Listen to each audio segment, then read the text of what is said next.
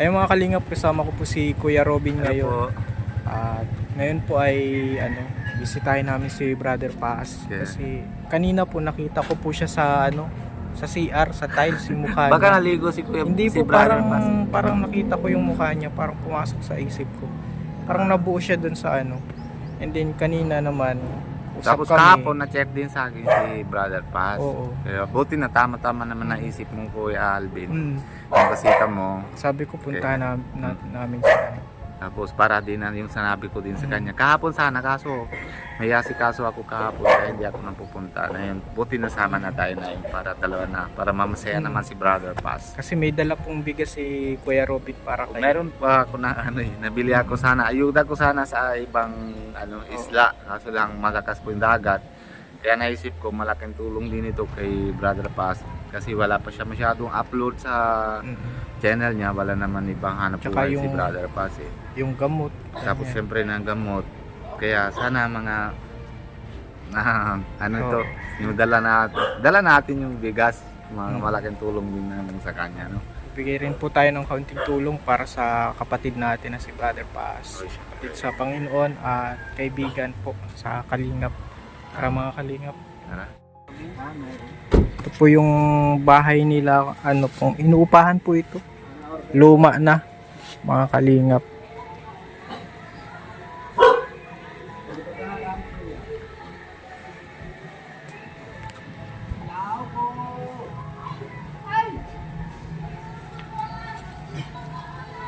Ayan po. May pati may gasolina, ay may gas. Gaso. Ay si po, kamusta po? Kamusta? Hello. Bilis po. Adle. Kamusta na po ikaw munang kamustahin namin? Ay, ito, biyaya ng Diyos. Lumalaban pa rin sa kabila ng ganito kalagayan. Praise the Lord, God is good. Yan na tayo. Dito po mga kalingap. Nandito na tayo kay Brother Paz na bigyan po ng bigas nila.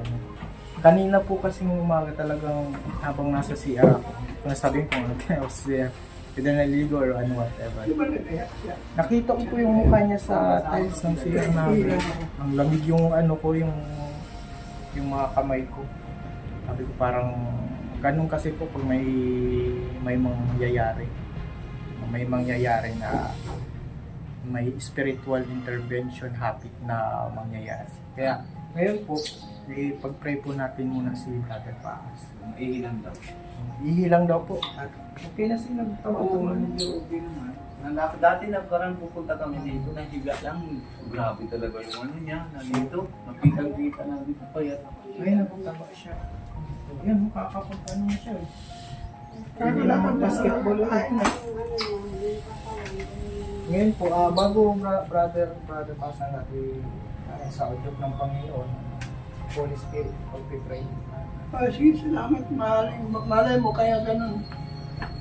May plano ang Diyos na gawin mo yung part mo as worker. Alam mo, truyo. Nangyayari din sa akin. Lalamig yung kamay ko. Alam mo, truyo. After, before mag-preach ba, nang lalamig yung kamay ko. And then after na mangyari yung preaching, talagang yung Holy Spirit, naranasan ko talaga, yung talagang may spiritual. Pastor, no? No? Nung sa simula pa po. Hindi, nangyayari din po yun. Alam mo, Pag-pray po natin ang si Brother Paz. Ano yung gusto mo para sa Panginoon natin? siyempre, alam mo naman tayo bilang workers, di ba? Yung pinaka number Kung one. number one, siyempre, kung kalooban Panginoon na tugtungan niyang buhay ko, ang hiling ko'y gumaling para makapaglingkod pa. Ngayon po, talagang hindi na kalooban ng Lord, okay lang. Hindi, mamatay mabuhay, purihin ng Diyos. Pero na. Lobin ako ng Panginoon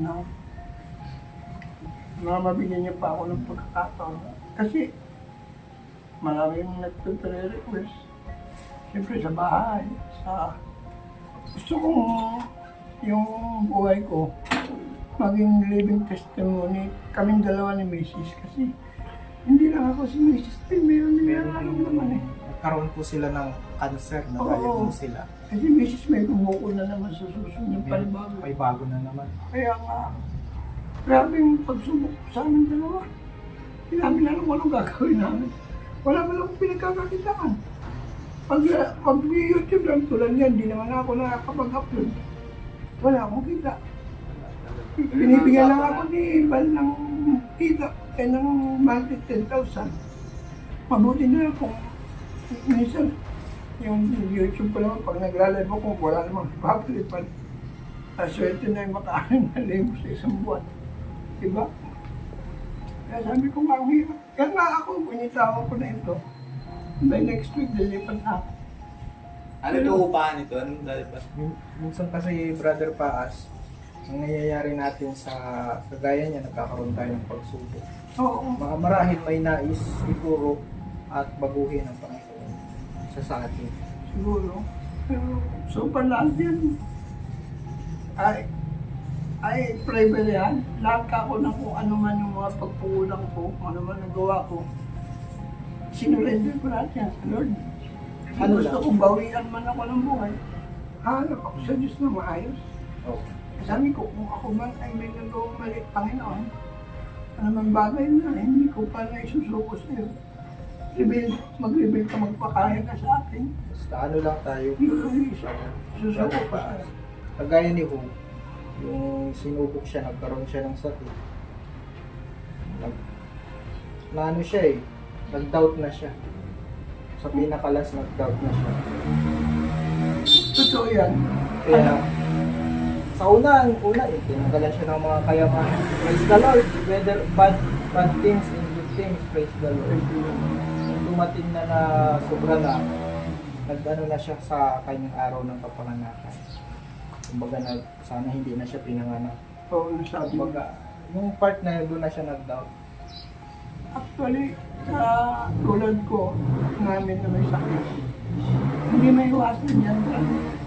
Pero sa tanong nag-iisa ka, yung doubt at yung negative discouragement dumarating yun sa isang tao na may sakit na. Ibang may mga times na parang nagkakaroon ka ng hopeless case kasi puro sakit ang nararamdaman mo. Normal yun. Pero sabi ko, Lord, ikaw ang nagbigay ng buhay ko. Ikaw ang babawi. Hindi ako papayag na ikukulang ako ng karamdaman ko. Na ikaw nagbigay ng buhay ko. Yun ang prayer ko. Pray natin si Brother Paz, mga kalipan. Amang Diyos na buhay na makapangyarihan sa lahat. Dinudulog ko po, Panginoon, dinudulog po namin si Brother Paz sa iyong harapan, ang makapangyarihang presensya sa oras na ito. Ikaw po ang makakakita sa atin. Sa oras na ito, Diyos, makapangyarihan ng banal na Espiritu. Hinihingi po namin Brother Paas na makasamahan. Bigyan niyo po siya ng kagalingan Amen. sa kanyang katawan. Tugtungan niyo po, bigyan niyo po siya ng mahabang buhay ayon sa iyong kapangyarihan, ayon sa Yes, iyong Lord. Hallelujah. hinihingi po namin ito sa tanging pangalan ng aming Panginoong Amen. Jesucristo na siyang aming tagapagtubos at siyang aming karapatan upang tumawag sa iyo ng Ama. Hinihiling din po namin pati ang kanyang asawa, ang kanyang sambahayan, ay pagalingin niyo, Panginoon. Bigyan niyo po siya ng malinis na puso at matalas na isip para malaman ang iyong kalooban, ang mga bagay na nakalulugod at ayaw mo sa iyo sa iyo. At lahat ng iyong kalooban, Panginoon, ayon sa iyong kalooban. Salamat po, Panginoong Jesucristo, Amang Diyos, Amen. sa pangalan ng Panginoong Jesus. Amen. Amen. Amen. Brother Paz, siyempre, ready ka. Bibigay din po ako, mga kalino, na tulong financial para kay Brother Paz. Mga kalino. Kasi kailangan din po niya ng, lalo na ngayon, na sobrang ang kanyang kalagayan. Ito, Brother Paz, sana kayanan natin. Salamat, salamat. Pasensyahan mo, yan lang ang nakayanan. Pero yan ay Napakalaking galing tulong. sa puso. Panginoon, maraming salamat po sa blessing na ito. Dalangin ko po sa nagbigay katulad ng inyong lingkod, sinabi mo sa iyong salita. In Genesis 12 verse 3, those who bless you, you will bless. Balik mo po ito kay Kalinga Alvin na siksik, bigli umaapaw, at nagigit pa sa kanyang inaasahan. Salamat po sa blessing na ito. Pagamit para sa kapulyan. Kung aming dalangin, in Jesus' name. Salamat. Gusto ko lang ipag-pray para i-bless ka rin ni Lord. Tama-tama, wala na akong pursue. Bibigyan ko mga pursue. Malakas na yan. Ano yan po? Kamasuko. Pero hindi ako sumusuko. Pero siyempre, hindi kasi ang isa pa lang may sakit. May mga dahil sa mundo. Alam mo, ang problema ko, hindi lang naman yung asawa ko eh. Isa pa itong anak ko. So, problema na nga kami. Kasi itong anak ko, problema ko rin. Ayaw mag-aral. Tapos lagi ng gabi. Umuwi. Binumura ang ina. Pag pinagagalitan. Sabi ko, ito naman yun. Nawiwili sa barkada, mas moron. Barkada kaysa magulang. Eh, ito naman siyempre, mama, di ba? Siyempre, normal yung bunga nga. Dahil siyempre, ang concern naman namin makapag-aral siya eh. Sa ikabubuti niya rin na, wala naman siya mapapala sa barkada. Umuwi ka gabi na alas 12. Hirap matulog. Kaya yan. Ay, sabi ko, siguro huwag mo nang singin, huwag mo nang talatan. Best way yun. Kung ayaw mag-aaral, huwag na natin pag-aralin kasi dagdag stress ka lang ako. Dagdag stress lang yan. Kung nagpipila mo na, kaya mo na yan. Kung singin, mag-ano rin yan, mag-iisip din yan. Yan pa isang struggle. Sabi mo nga sa kanya, ano ba nagawa ko namin sa iyo na naging ganyang patat naman ako. Dapat na mo sa iyo. Kailangan ko na lang, umalis siya dito, pagising yan. Sa umaga, kakain, pagkakain, maliligo, pagkakaligo, lalayas, uuwi yan, madaling araw. Tutulog, gigising, tanghali, bumulong, lahat. Pero ang araw-araw, hindi mo ba pa kanya dito sa bahay? Lagi naman ako nag-a-advise. O sabi ng Ano talaga, hinayaan ko na lang. Kasi kung magagalit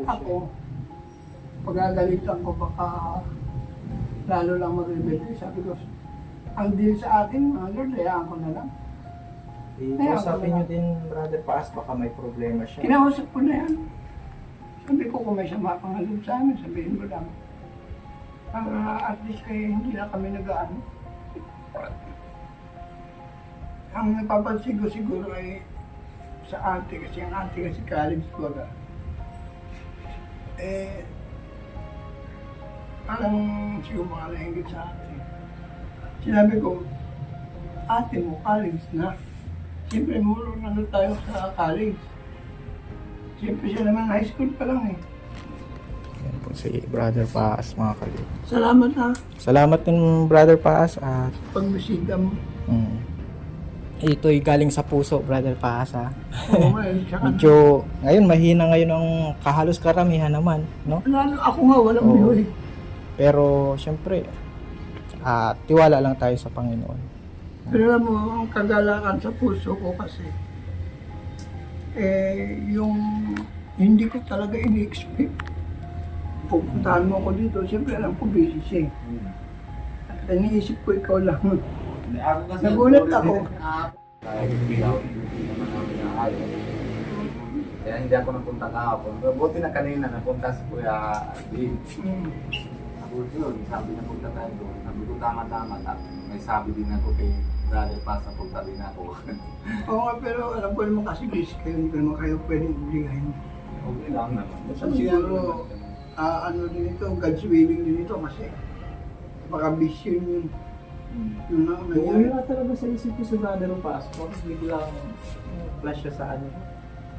Hindi naman talaga yung ano, curve na curve talaga ng mukha mo. Ako talaga. Huwag talagang, Brother Paas, maano mo talaga. Brother Paas, maano mo talaga. Ano naging reaction mo? Gising, nasa CR. Ano naging reaction mo nung nangyari yun? natakot nga ako eh.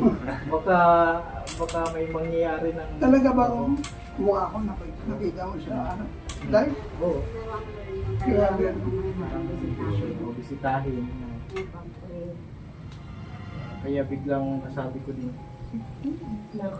dito, Brother Paz. Pero hindi ko din na ano na. Isa pa kasi dun sa amin pag brother pa, alam mo na malayo Pag nasolo lang, Oo. medyo tamad din ng ano Hindi talaga dito yung ano namin, Brother Paz. Hindi kaya dito sa Sanyahan dyan. lang kami ng Lord talaga. Hindi namin pinagplanuhan. So Brother Paz, sige din natin ibigay ang kailangan. Sabi mo, Yung dala namin ng ano, yung bigas, sabi ko, may scout ako, sabi ko doon na tayo punta. Dating kami ng ano ng kalahati lang na bago kami dating sa mga kamagong. Sabi ni Kuya, doon na tayo. Sige, so brother, pass na lang natin na bibigay yung bigas. Tapos may kailangan dito. Walang hanap buhay sa YouTube. Wala naman ibang hanap buhay. Sabi niya, sige, pwede naman. So God provide naman. Ano po? God provide. Yun ang nakakatuwa sa Panginoon kasi He always provide. Hindi nga kami provide. Ano kasi ganito? Meron lang nung nagbigay ng bigas. So, medyo ganun lang ang concept. Pero okay naman. Kasi Lord, may alam naman ni Lord na kung kahit saan naman siyempre ano, kailangan talaga. dito, Automatic talaga din. dito matitas yung faith mo eh. Kasi ganitong sitwasyon. Ano, Oo. Pero alam mo minsan, may mga times na yung discouragement din maiwasan. Alam mo kung bakit? Kasi kung since kang magkilala tayo, alam mo naman na nagpapasok ako. Tapos wala na naman akong ginawang eka nga ay yung nakahan ko ng tao na talagang sumpain ako o kulamin ako, di ba? Kaya lang, ministry ko naman preaching the word of God, encourage everyone, to encourage people, visitation. And then dumating sa point na unang-unang nagulat ako, yung misis ko, na naoperahan siya, nagkaroon ng breast cancer, stage 3. So nakaka-worry, sabi niya sa nani-stress ko sa buhay. Tapos gumaling siya, eto ngayon ako, hindi makakain, suka ng suka, may bumabara sa lalamunan ko, pala pati ako. Napaingat ko, mayroon pala akong cancer, so paging cancer. Pero hindi naman nahalata na sabi naman ng pagkatao, pag payat may miracle ang- naman yun, hindi naman masyado basta. Ano lang tayo, effort lang tayo. Nakakagulat, di ba? Oo, nagugulat din talaga. Baka nalahi kayo, brother, pas wala ganyan ang sa family. Hindi ko alam kasi kung alam ko may lahi kami ganyan, nung ako'y makakilala, dapat pinutol ko na yung paano yun sa panalaki. Kapainan ko nung sabihin ng tita ko, alam mo, yung lahi natin sa part ng lola mo, Diyo, yan yung sakit, dito ka. O, yun na lang malaman ko. Kaya, wala tayong magagawa dun.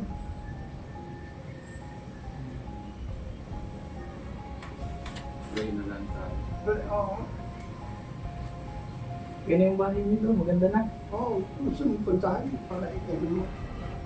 Kasi ano ba may, ano lang kay ano Kuya Bal. sila doon. Kaya yun yung gusto ko dito ng mga kayo. Kaya kung paano makita mo rin ang ano. Oh, magbisita na lang kami sa sunod na Ano lang. sa tayo para hindi ano. Patuloy. Parang hindi na ako dito, parang dito, pag nandito ako dati parang ibang nararamdaman ko dito. Battle. Parang, isipin mo ha, hindi coincidence eh. Si Mrs. nagkabukol, ako nagkabukol, cancer pa, cancer din sa kanya. Hindi ano, parang may spiritual na Oo, kaya kaganapan. Hindi pa sa mga tagal dito. Kaya, tama ka. Spiritual battle pa rin.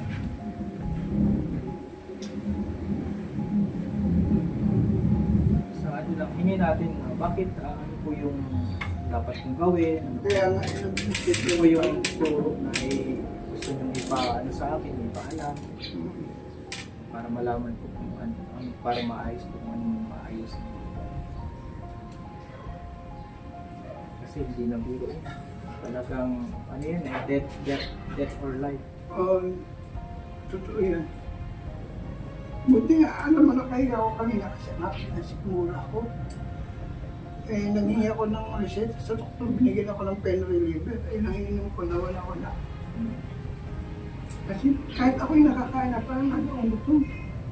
Yan, nakikita ko sa live kung parang gutom na gutom si Brother Paz na nga. Sigaw pa. Kain na ako.